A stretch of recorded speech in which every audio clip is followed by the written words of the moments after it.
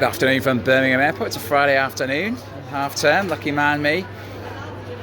Down at Birmingham because, as we've said before, trying to get to the north of Spain is quite tricky. Even when you live right next to Manchester Airport, it's not always that straightforward.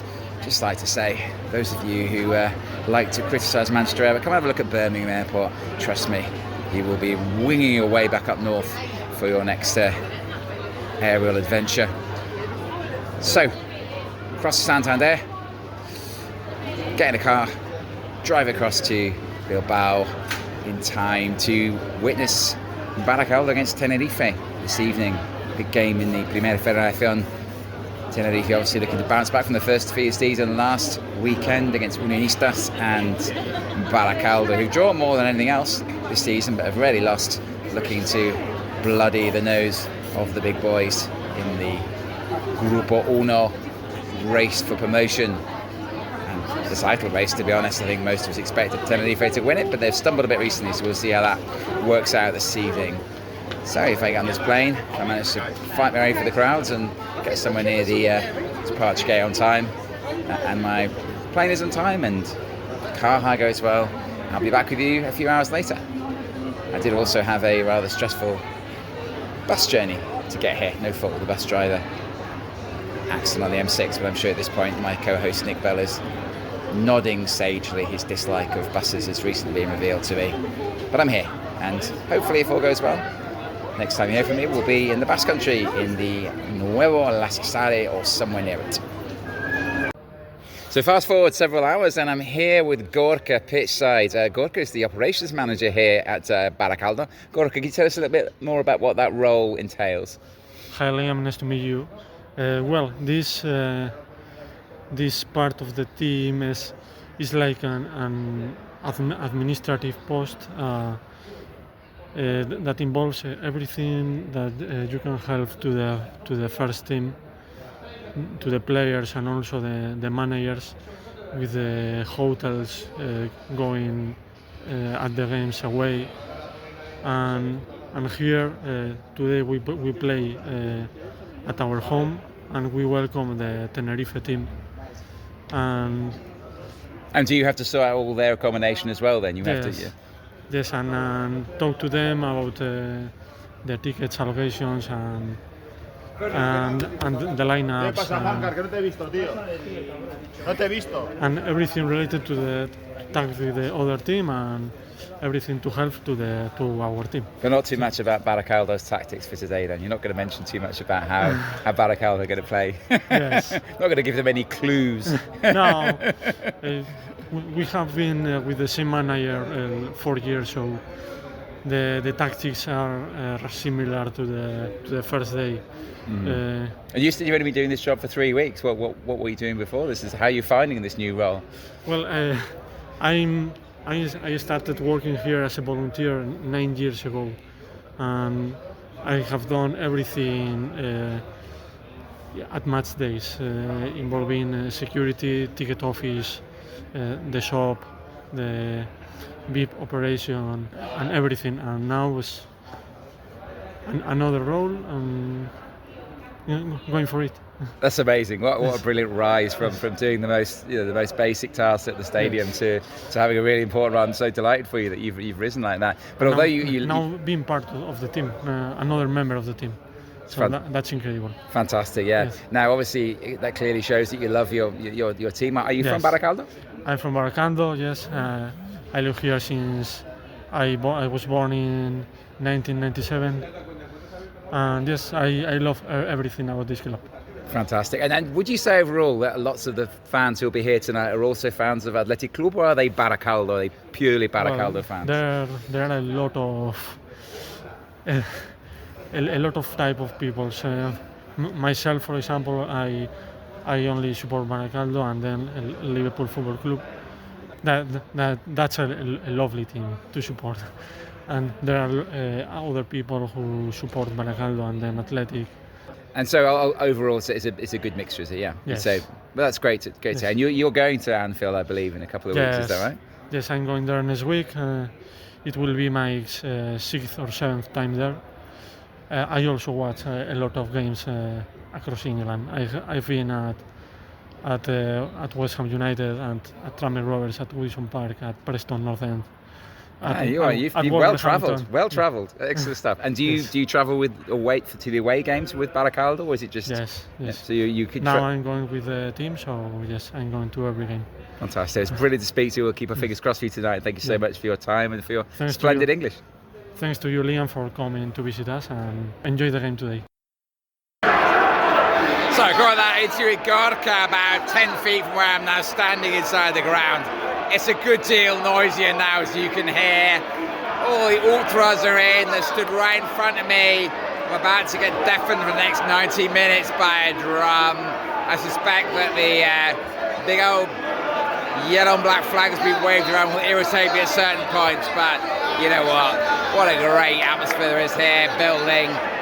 Just a few minutes till kick-off now, and plenty of optimism around here that Barakaldo can sort this Tenerife side out over the next 90 minutes.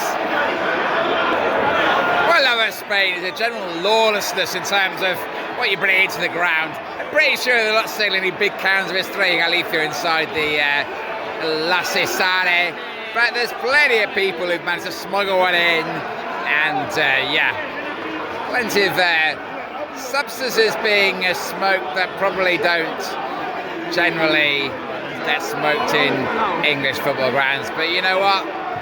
Everyone's happy, having a good time. Let's hope the football doesn't let them down. So I just saw a guy wearing a hoodie saying, "Love Bara, hate Neguri." I was like, what the hell is that all about? And basically, Barakaldo working class, Neguri a very wealthy, very small part of Getxo, the other side of the river. So yeah, this is a club that believes its working class roots. The teams are out on the pitch. Some pretty serious singing going on, so I'll let you go with that.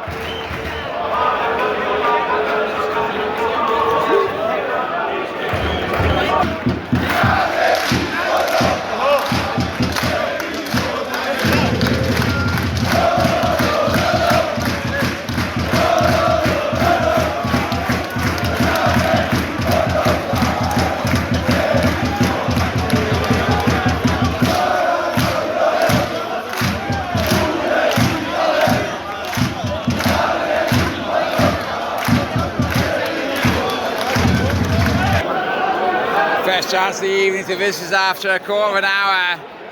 Ball in from the right, and Alisson will feel a bit disappointed. He didn't do better with it. Just couldn't get any power on his shot, and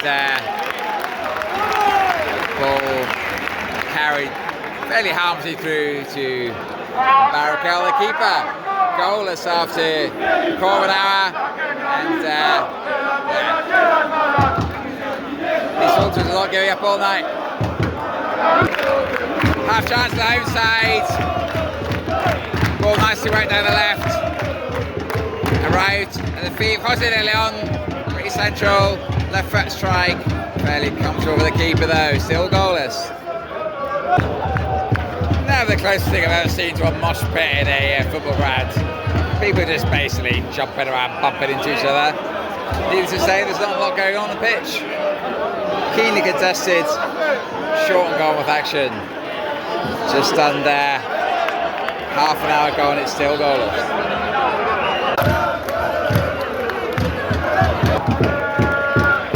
Half time in the Nervion Lasesarre, and all I can say is I'm really glad for those Tenerife fans who are meant for kick-off that they get discounts on their flights across from the islands, because they will not enjoy that first 45 minutes. I'm not sure anyone did. I have to say, the most enjoyable part of my first 45 minutes was being in with the ultras, and generally they seemed completely undeterred by what was a fairly turgid 45 minutes. Let's hope for better in the second half. Goalless at the break. Oye Lopez, probably the nearest we got to any sort of excitement, had a shot on his right foot, deflected wide for a corner. I think I counted 3 shots in total, and sorry, I counted 4 actually. There was one from Enrique Gallego that went about 25 yards wide. So yeah, not a classic so far. But there's still 5 minutes to go. Half time, Barakaldo 0, Tenerife 0.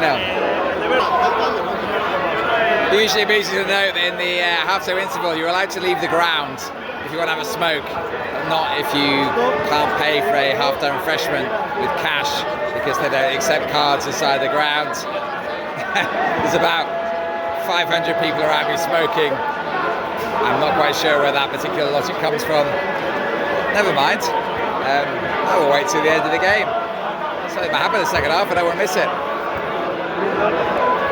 And incredibly, to back up that particular conviction or hope that I might have, apparently Barakaldo, thanks to Pedro González for this stat, he's the Primera Federación statistician, and he's just tweeted that Barakaldo haven't scored in the first half in all 9 games. In fact, 5 of their goals have been scored after the 80th minute, so maybe I'm in for another 25 minutes of relatively turgid fare. In fact, even 35 minutes if my maths can be adjusted before they come alive. We may yet get a goal in this one. Second half underway, and straight away a corner for the home side. Little bit of an increase in pressure. Let's see what comes of this. Attacking the end where their most fervent supporters are. Referee checking for a bit of contact in the box. Here comes the corner. Whipped in from the left. Decent ball. And he, keeper drops it, but then regathers it. Goal for Barakaldo, San Bartolome! Looked like it might be a handball in the box. Wasn't given. Referee checking on the FES as always. But I can't see why this won't count. San Bartolome! Crowd goes wild. Barakaldo 1, Tenerife 0. My issues with a lack of refreshment have been solved by the guy standing next to me. Just handed me a can of Mao, his last can of Mao, and here we go. Goal. Barakaldo 1, Tenerife 0. If they disallow this, there'll be a riot in here.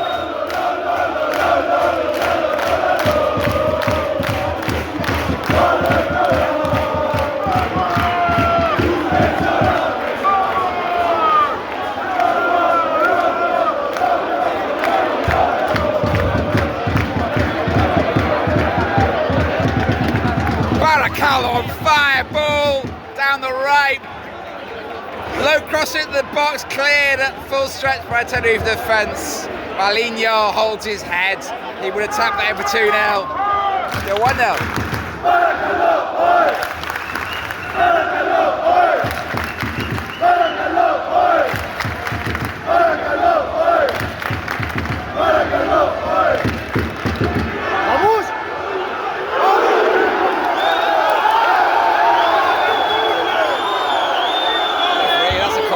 That's a corner, referee.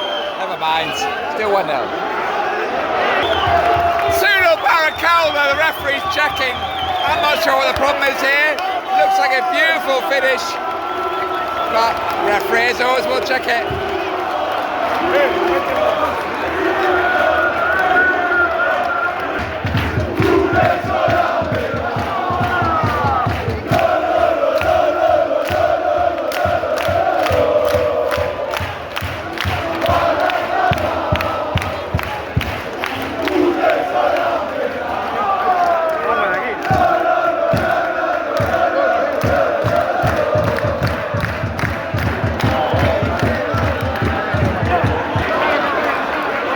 Can win draw the light, but that's a goal. Referee's given it. I'm not sure what their problem was. Maybe they just don't like getting beaten again. 2-0 Barakaldo. So Tenerife have the ball in the net, and the referee is being called across to FES because the assistant has given offside here, and with 2 challenges left, I'm guessing that Tenerife are going to use one of those challenges to question the decision. We shall see. All I can say is I hope it doesn't take more than 5 minutes like the offside discussion earlier this evening in Merida, and let's hope there's no mobile phones involved. There are. Referee, quick look, offside. Still, Barakaldo 2, Tenerife 0. Tenerife keep pressing, but ultimately work rate from the host side is absolutely immense. You just can't create anything, 1.5 chance. 5 minutes ago that they couldn't finish. And chance here for Barakaldo to make it 3. Again, pressure. Nowhere for Tenerife to go. And this looks like a home victory right now. Just a couple minutes of normal time to go. Still Barakaldo 2, Tenerife 0. Substitute Galarza inches away from a third for the home side. 3-0 will be harsh on Tenerife, but they've been second best in this game, there's no doubt about it. Still Barakaldo 2, Tenerife 0. Entering added time. All over in the Nuevo Lasesarre. Deserved victory for the home side. 2-0. Promotion credentials stamped firmly. And what an experience. First half, forgettable. Second half, unforgettable. Vamos Barakaldo.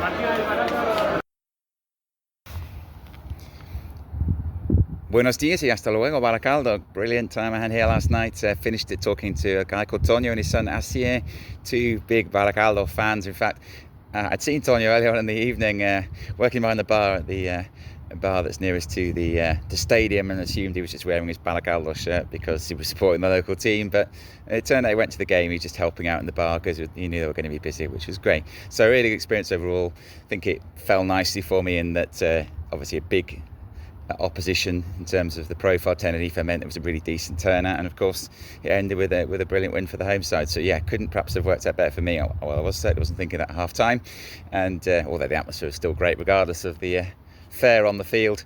But yeah, really good overall. Barakaldo, like a lot of the Basque towns surrounding Bilbao, quite industrial, no great beauty, but certainly a certain charm to it, I would say, and definitely worth a visit to the Nuevo Lasesarre if you get the chance in the future. So about the general noise yesterday in the Nuevo Lasesarre, you might have heard me mention a hoodie that one of the ultras was wearing, mentioning that he hated Neguri. I'm actually walking through the Neguri neighbourhood now, and it's unbelievable. It's incredible. I've never seen anything like it in terms of properties. It couldn't be more different from Barakaldo if it tried. Just incredible architecture, some huge things that look like almost castles. I'm just walking past one now that it looks like something out of a Harry Potter movie or something. Incredible stuff. And yeah, just across the river from Barakaldo, here we have Neguri, which is pretty new actually, Arenas Club de Getxo's current home. And yeah, it's a world away, it has to be said.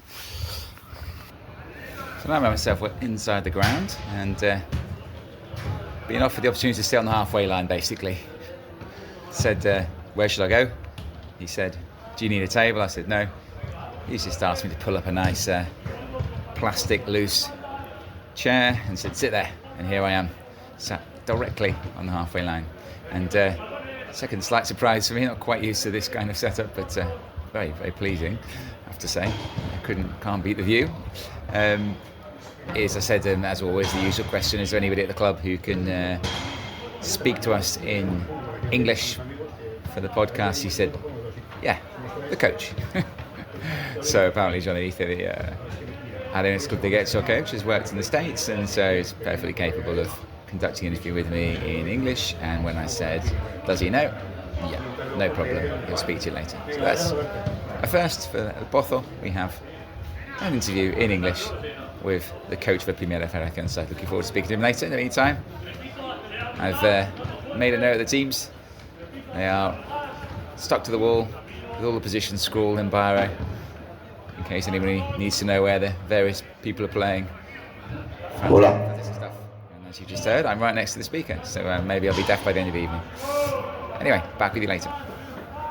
I have to pick my moments in terms of the pre-match information for you, because I am literally sat right next to the speaker, usually competing with PA people today. It's a massive great speaker who's just trying to drown me out, so I'll get this in quickly. Both sides playing 4-2-3-1 today. Noticeable that Baba is in the home lineup, should cause a lot of problems on that left-hand side for the Guadalajara defence. No sign of Salifa, we expected that, went off injured last week. Buenas tardes y bienvenidos al campo de Gobela. It's all going on here, brilliant piece of play from the midfielder, Alex Hidalgo. Walls through, great save by Zarco to keep it out. And then one cleared off the line. And now there's been an appeal for a penalty. I think that the Arenas de Getxo bench have played their first card. And sure enough, Agos goes the referee to check and see if this is a handball. So amazing passage of play there. Could have been ahead twice the home side. On each occasion, Hidalgo denied Guadalajara player, first the keeper and then a defender, and now a third chance, possibly, to take the lead in this one. The referee giving the screen a good scrutinise. Given how long it usually takes for this, I'll not hold you here, I'll come back in a minute. Now to take a couple of minutes to study it carefully. The referee has eventually given a penalty. I'm not so sure myself. Got to be convinced the arm is outstretched. If it's taken him 2 minutes to make that decision, to me, he can't be sure of it. Eventually he does give it. And an early chance for Álvaro Vázquez to give the home side the lead from the spot. There's 3 penalties given against Guadalajara in the last 4 games. The first 2, for me, non-existent. That one, again, a little bit dubious, but that's not what I think. The referee's giving it. Vázquez versus Zarco. And Vázquez scores. A little shuffle. Waits the keeper down. Hopes to get away.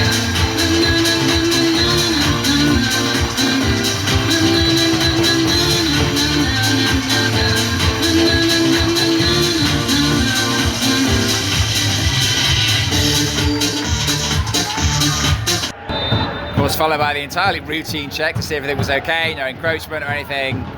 Unsurprisingly, a goal was given after the check of the screen, and we're underway again about 4 minutes after the original handball shout. So yeah, not a great start for the visitors, but plenty of time left to play. Arenas Club 1, Guadalajara 0. 12 minutes gone. First step of the afternoon for the visitors from Ulate, left foot shot from the edge of the box, just wide. This is the start of this game, plenty of goal mouth action at each end, but still Guadalajara trail by a goal to 0 against Arenas de Getxo. Number 10 for Arenas de Getxo, Alex Hidalgo, started the game in tremendous shape. Had 2 chances to score early on before that penalty was given, and then again they're cut in off the left side, left his man for dead, fired a shot just wide of Zarco's right hand post, so impressive stuff from the young man so far. Corner to the left just being wasted by Guadalajara, massively overhit, goes out for a goal kick, and you have to say that's a rather obvious tactic. The home keeper, Anant Peña, is diminutive, shall we say. It must be no more than 5'9", 5'10" maybe. Very unusual to see a keeper that small, even at this level. And you would think that they would try and hang it in around his 6-yard box to see what he can do with it, but certainly banging the ball too long is not really going to cause him any sort of trouble. Just a bit sharper at the moment, Arenas Club. Come out to Baba on this left-hand side, chance to run at the full-back. And we know he's got pace, but the ball's gone out. Ulate's definitely the pick of the Guadalajara players so far. Another nice piece of play from him, nice little 1-2, shot blocked. Just under half an hour gone here in the small but vociferous bunch of Guadalajara fans in the corner, hoping this corner comes to something. Still swung to the far post again. A bit of a push, the referee didn't notice. And without that head from Arenas de Getxo defender there, we might have seen Samuel Mayo score a goal, as Matt Harrison implored him to do last week in Guadalajara. Instead it's another corner. Swung in from the right, again long, and out for a goal kick. Still 1-0, just under half an hour gone.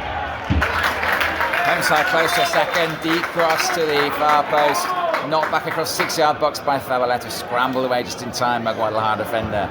Hidalgo again pulling the strings in midfield. He's just absolutely running amok in there. No one seems to be able to live with him. Hugely impressive first half an hour from him.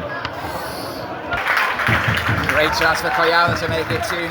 Cross from the left-hand side in acres of space. Only about 10 yards out. Hits on the volley, but into the ground and wide of the post. And if they don't want to win this game, they will probably rue the amount of chances they've missed in this first half an hour. Much the better side so far. It's just still 1 goal ahead. Well, what can you say? Long throw in, keeper comes for it. And I don't understand what's happened there, because he doesn't get it as we would expect. He tries to be confident. I said before, he's a pretty small keeper. He hits the deck, referee plays on.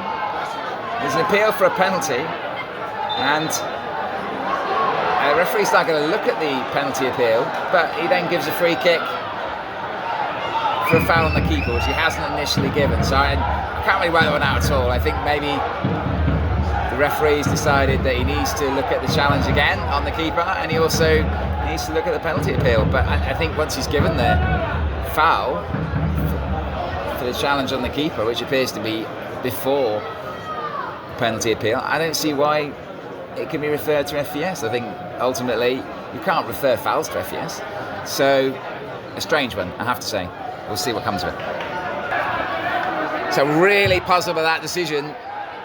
The referee has given a penalty in the end, but he's only given a penalty, I think, to my mind, because he didn't blow his whistle quickly enough. So the incident where the ball hit the hand happened after what he then decided was a foul. But because he hadn't blown his whistle already, Guadalajara were able to claim FES. To me, I don't think it makes any difference. I think he was given the foul already, even if he hasn't blown for it. He's decided in his own mind it's a foul. He can't then, the penalty doesn't come into play. It's not relevant, because regardless of when he blows his whistle, he's decided it's a prior infringement. All of that is immaterial. He's given the penalty after check on the screen. We talked about how Guadalajara have been a bit unfortunate with penalty decisions. Now they have a chance to pull themselves level the spots. It's Borja Diaz versus Anait Peña. And Borja Diaz misses with a quite lamentable penalty. Tries to do the same as Vázquez. A big step. Doesn't fool the keeper anyway. He dives the right way. Doesn't even hit the target. You will not see much worse penalties all season. Really, really poor. And probably, to be fair, justice has been done there, because I'm not sure it was a foul of the keeper, but it's only because he hadn't blown his whistle that the subsequent play is taken into account, and for me that shouldn't happen. Anyway, what do I know? 1-0 still at Arenas Club de Getxo.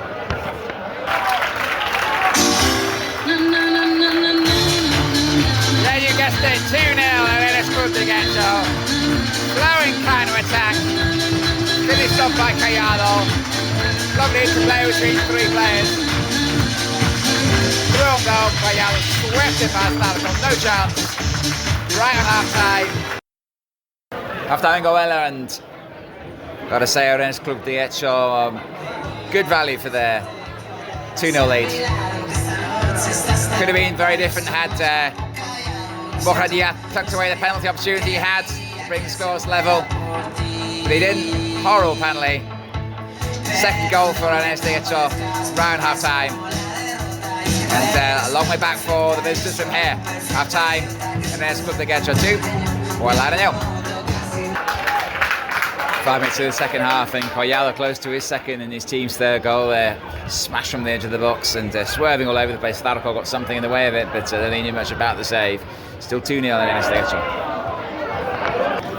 20 minutes to go, and still no sign of a comeback here from Guadalajara. A couple of shots, both off target. I don't think they've yet tested the keeper all afternoon, not even from that painfully poor penalty in the first half. So at the moment, looking like a comfortable home win. The sharper, passing it better, and more likely to score a third than one for the away side at the moment. 70 minutes to go, second penalty of the afternoon to the home side. Outstanding play on the pitch from me, Alex Hidalgo. Really, really impressive this performance this afternoon. and he's just turned neatly in the box and drawn a foul from the Guadalajara defender. Interestingly, we do have the same penalty taker as before. So Basque versus Farco, part 2. How's your nerve, Mr. Basque? Little stutter. Sends the keeper the wrong way again. Right, left this time. Game over for me. Really Arenas Club.